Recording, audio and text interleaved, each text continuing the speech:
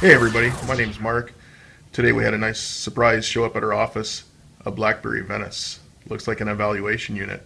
So us being us, I thought let's take a look. Let's see what this device can do. Let's take a look at the hardware. I know there's a lot of you out there that are kind of interested in having a BlackBerry device running Android. So jumping right into it, if we're looking at the device, one thing we noticed right away is it looks to have tap to wake. Go right into the device. Software, very Androidish. Have our app drawers. And what makes the Venice a neat unit is the slide out keyboard. And just like a BlackBerry Passport, it also reads with a biometric sense touch, so you can actually swipe up and down.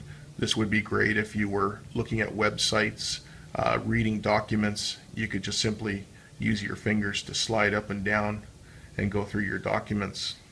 I noticed something else that was kind of neat, and whether or not this stays in the final software, again, I have to stress this is an evaluation unit that made its way into our channel. But as you'll notice, BlackBerry Hub, Google services, and global or universal search on the device.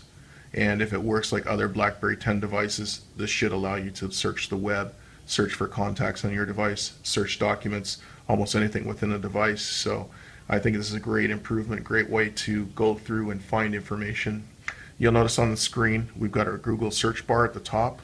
We have our Google notification bar.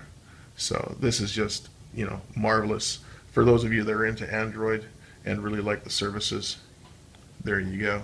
Spin the device so you can see where some of the controls are. So you've seen the slide out keyboard.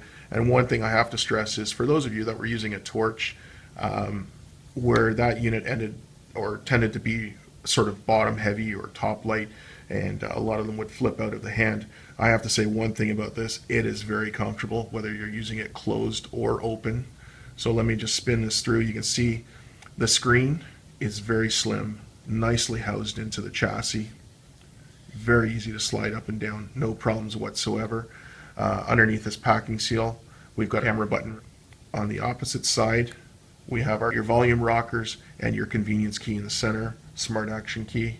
So BlackBerry users would be very akin to how this device is laid out. Across the bottom, we've got our micro USB port. We've got a 3.5 millimeter headset jack. If we scroll across the top, you'll have micro SD. Looks to be, you'll probably use a pin to eject it, and your SIM card tray. I'm assuming this would be a noise canceling microphone, or it could just be a microphone for picking up audio at the top. And across the bottom, I don't really see a microphone jack, but the one thing I do see, this huge speaker grill. We haven't been able to test this, but if you take a close look, I mean, that is, assuming that's a full-fledged speaker underneath the housing, I'm assuming that would be quite loud, just like most BlackBerry devices. And obviously earpiece across the top. Not sure if there's anything embedded or hidden into the into those ports as well.